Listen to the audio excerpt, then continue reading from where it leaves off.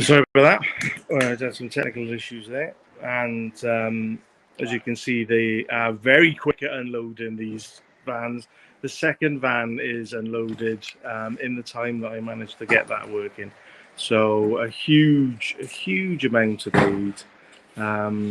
Yaroslav is so quick. By the time I got that working, you'd unloaded everything, and you can see that. You've got walking, huge amount of walking aids, Cardiff, Ukraine, crutches from Aberystwyth, and walking Joe Jenkins and Phil from Aberystwyth and Penparky for Ukraine. I think it was Bristol. We had some mattresses from Bristol Royal Infirmary, and the guys down there, John. Miroslav here unloading all of the aid, and unfortunately we're still waiting to find out if Miroslav is going to be conscripted. So it's been a ridiculous situation now for many days where Yaroslav and Miroslav have been waiting at what we've begun to call the Central Office of Complication, which is basically what it is. And I don't know if Yaroslav can give us a bit of an insight into this Central Office of Complication and the problems that you're seeing with the queues and waiting and the not knowing what the situation, the status is, and the anxiety that that's causing. If we are talking about war, it's now it's a time of a big mobilization. It's over 4 million Ukrainians now are just in app, are update the database. But due to new law, they are not like Russians, that they just make a decision and everybody's going on war. In our country, it's like a democratic way, and we have 60 days for update our database. And but if we are talking about 4 million people, 4 million Ukrainians, it's a lot of people. And it's not good organized, but it's also difficult. Oh, sorry. Oh, hello again. Привіт. Hello. Familiar face. Familiar face. Nice to meet you. He here is over 1.5 years. He was in a special forces, and he was difficult wounded, and in orthopedic department and in trauma department, they make a lot of operation to save his leg and his hand, and now his hand began to work, and they are trying. Maybe I will help you. Yeah. So there's a huge amount of guys here that are wounded. And it's very good that it's possibility. It's thanks to you for donors, for Sean Hopkins, for Jenny Jenkins, for all volunteers who are helping with collecting this transport, this possibility for guys to return normal life. So many nurses and doctors and ambulance crews. Nurses, doctors, big thankful for everybody who are helping, supporting, and donating for Ukraine. And if we are talking about returning to mobilization, now it's a time of big mobilization, and our system is not ready for this. And if we are going, sometimes it's possible only to update a database in app. But for example, for me and for Miroslav, we can go directly change document because we are going outside of Ukraine. We need a special documents, And in this case, we are going in Central of Complication, and it's a really big queue. It's about, for example, yesterday 300 people just waiting before the gates, yeah, on this hot temperature, and it's one stage, yeah, it's on sixth stage. It's VLK. It's like doctor's commission. They are making decision. You have to go on different cabinets, yeah, for different doctors, surgeon, therapist, ophthalmologist, and all that are making decision. They are checking health. Really, yes, we have a problem with this. That now we don't have like previously that you have a bad health condition and you are not going to army, and you have like intermediate that you are not so good and also you are not go to army, and also you are healthy and you are going to army. And if we are talking about now, law is changed, and we have only that people that they have really bad conditions that cannot go. But it's a very small quantity. Yeah, it's without legs, without limbs. Yeah, and with a really deep disease of heart or something like this, some psychological disease. But now it's mostly all is going to military units, yeah, that they are healthy, and it's very long procedures because it's without air conditioner, toilet. It's like adapted buildings, and it's not possible to make it fast, yeah. And they are trying to make. They make for 6 floors. They make 2 toilets or 3 maybe toilets, and it's really not comfortable. And it's hot, yeah. And you know that nobody knows, yeah, what will be, yeah, because if you are in central computation, they can make decision in the same day, and you will go to train base, yeah, and you will be in army, yeah. And it's like nobody knows how it will be, yeah. And I understand that it's they are working with I think over 500. Our city have.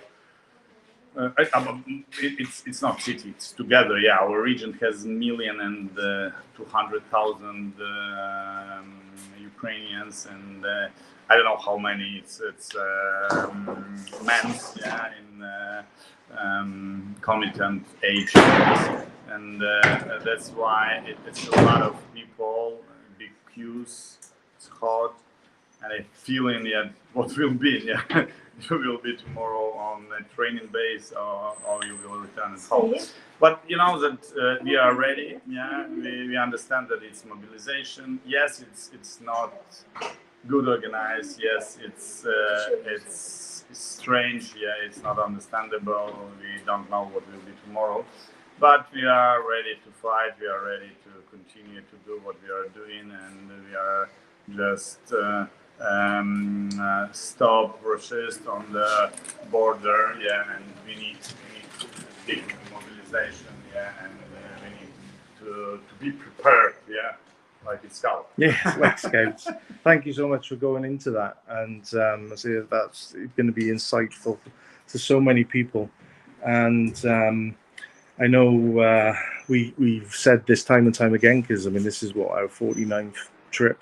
And we've with your help, we've given a huge amount of support to this hospital. And this hospital is a fantastic facility, doing amazing work with orthopedic. 35 operations per day, and in 2 days, for Paul, for example, from London, Paul, he'll be 10th operation.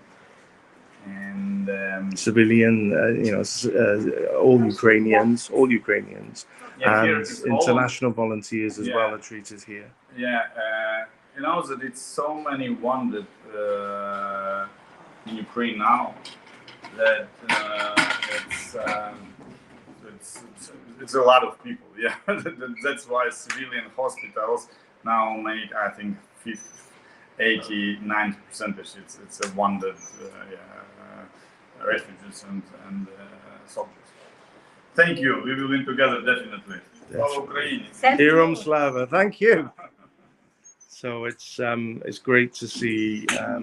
As always, we're so welcomed, and we have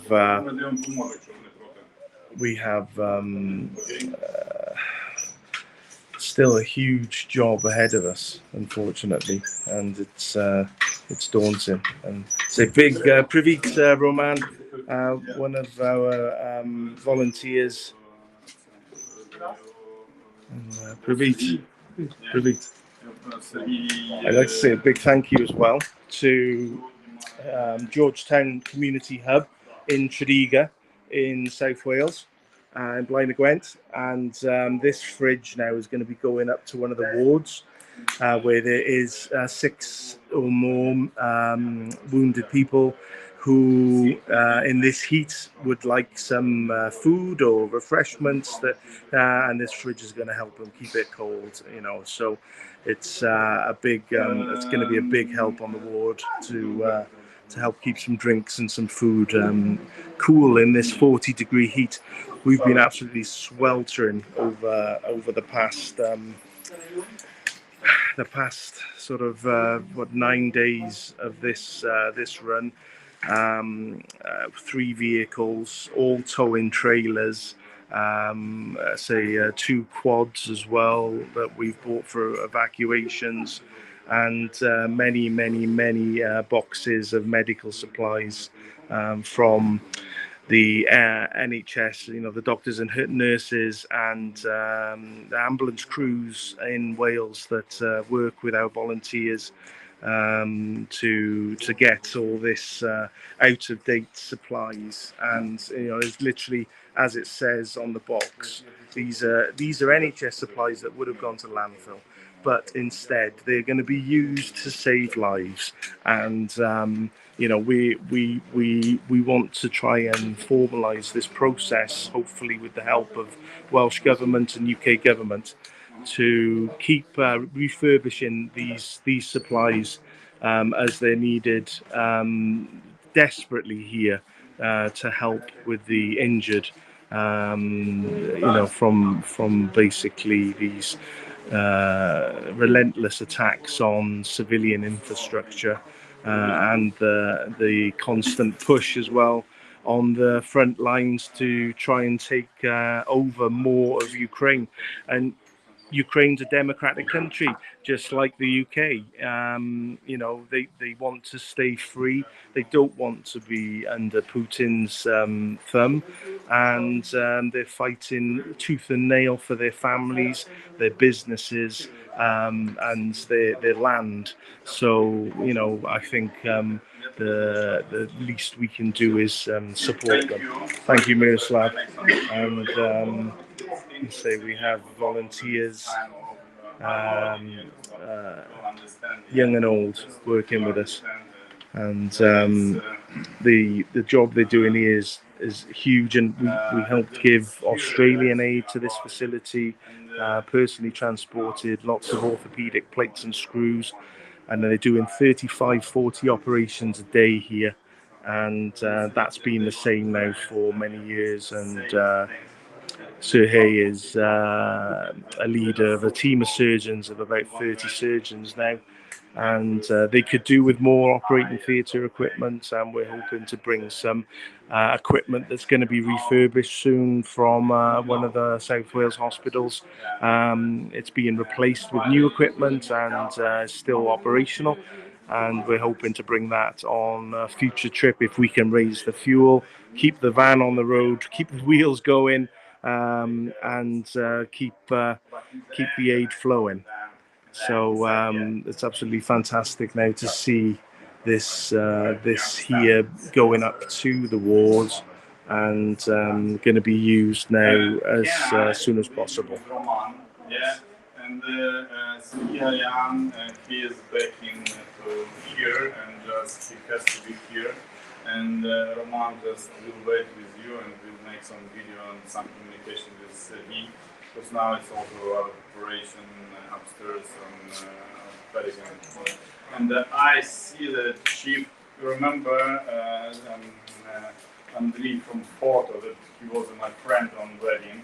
He's the chief of anesthesiological department, and he now said that he's waiting for Paul, because he said that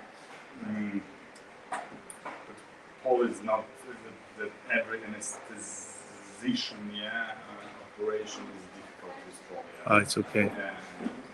Paul is, I am afraid of Paul. And They all will be good. Dobry day, and he said that he has to return to operation. Okay. So you're back to the office of complication. I'm going back to office of complication, and Day 3. It's 3-day it's queue. A long day. It's a long day. You're so patient. Yeah. We like queuing in the UK, but I don't know if we can cope with a 3-day queue. 5 days in 51 degrees. It's crazy. Yeah, it's very, very patient. Yeah. So thank you, and I'm going because we want to make it today. So your thoughts, Jenny, seeing how quickly this aid is going up to the ward, and some of the new guys, some old faces as well that you may remember from last time.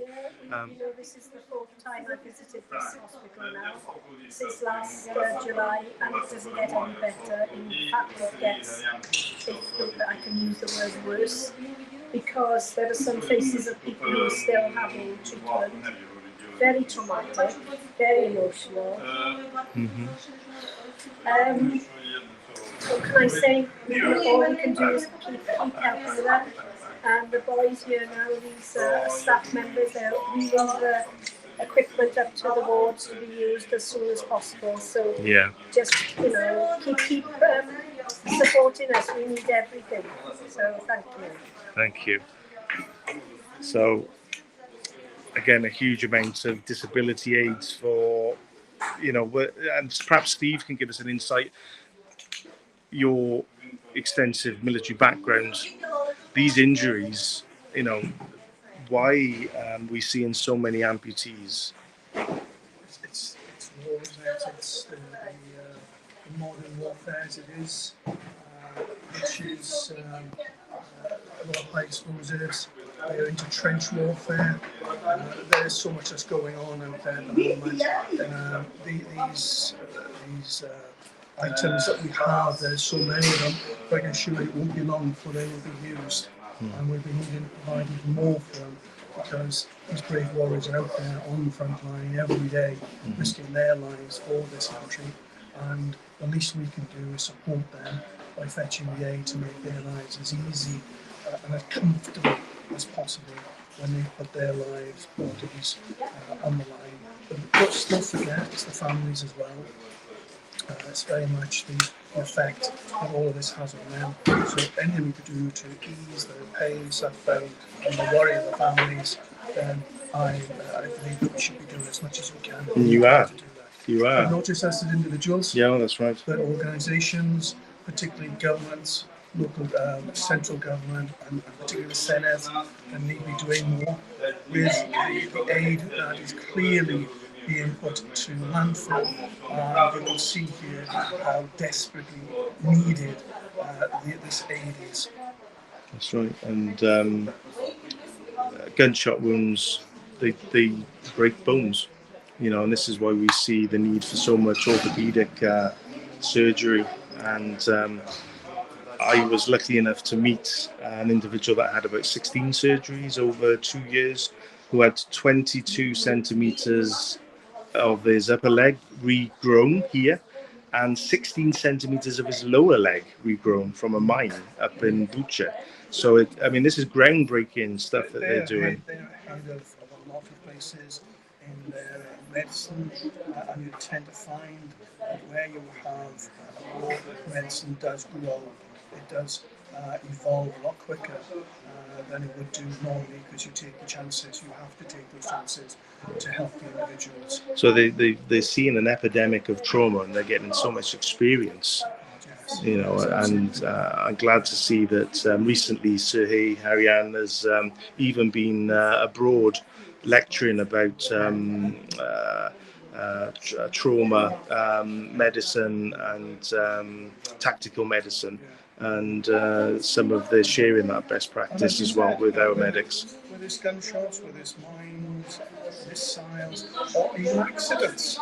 Oh yeah, we've seen them, You haven't can't we? rule these out. There's so many accidents that happen in peace and in war with it. So we just got to keep our shoulders to it and keep going and helping these people. And we've got such a sort of a good team, a team of teams, you know, because as I say, Jenny's up in Aberystwyth, Steve's down in Neath, in Carmarthen, and Port Talbot, and you know, we're over in Ebervale, and Helen's down in Cardiff, and we've got Paul down in Kent, and you know, we've got the Ukrainian Action in London, and so many different volunteer groups that we support and link in with, and I think it's a bit like what Steve just said. People on the ground are doing as much as they can, but it's people higher up now that need to have a look at what's going on, what we need, and don't throw away the stuff. It's still usable. We can get it reclassified, we can get it sterilised, we can get a new stamp on it for a date, and it can be used here because in the time we've been here, we must have seen 50 at least individuals with different nature of injuries, and some very recent, because you can see the trauma on their bodies is very recent within the last week. And it's not only the individuals, they're not only warriors and defenders, they're civilians as well, and their families are here with them, trying to adapt with them. And it's going to take a lot of rehabilitation, and this is what we went to see yesterday. We spoke at length with the director of Ternopil Hospitals about rehabilitations and what they will need. And they're just loading a fridge here that we were donating. Their electricity and their power has been off and on maybe 16 hours a day. So they have generators dotted around the place. Without them, and one of those generators you actually fundraised for previously, and we transported to this facility. So I mean, it's the same thing we're dealing with 2 years into this conflict, and we're having the same conversations time and time again, unfortunately, and we're still seeing the same sort of in action really from the authorities. It's the volume of injuries, and like last week you had the attack on the children's hospital in Kyiv. It was all civilians, children, babies, mothers, staff. It wasn't only out there on the battlefield. It's here. It's in the towns. It's in the villages, and it's just heartbreaking to see it. And it's taking a lot for us here now, us three, to hold back our emotions, because we don't want to put added burden onto these people that are here. So I just say, please, everybody, look at your hearts, look at your souls, and if you can help, please help us now. I think the Ukrainians are possibly the most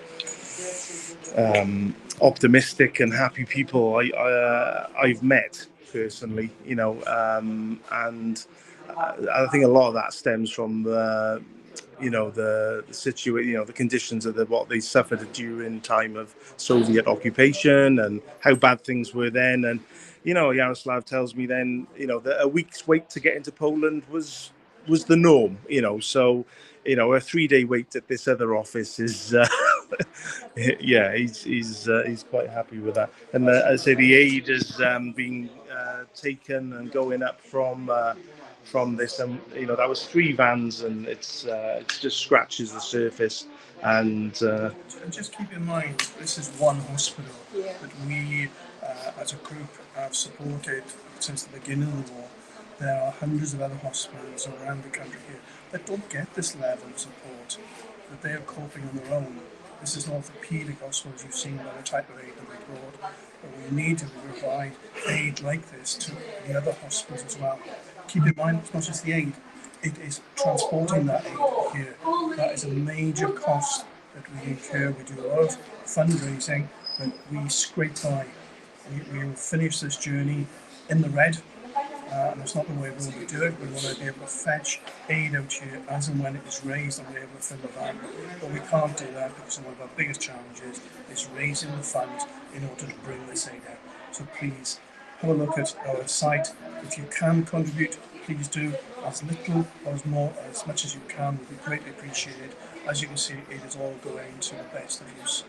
And we know why things are so bad in the UK at the moment, because of this conflict. I mean, the sort of the raise in fuel prices, the raise in food prices, that sort of inflation is all directly related to Putin's conflict on Ukraine. This country fed a third of the world, and we've seen that from the agriculture, and the amount of food that they still produce is now a fraction, unfortunately, due to the invasion. So yeah, we've going to take 5, and we're going to leave you with that shot on Adrian 49, and yeah, it's a big help, but it's still, we're scratching the surface of the needs here, and we just need you to understand that if we can support the Ukrainians, they can deal with this, and hopefully it's not going to affect you and your family any more than the inflation that you're seeing at the tills and the pumps. Thank you.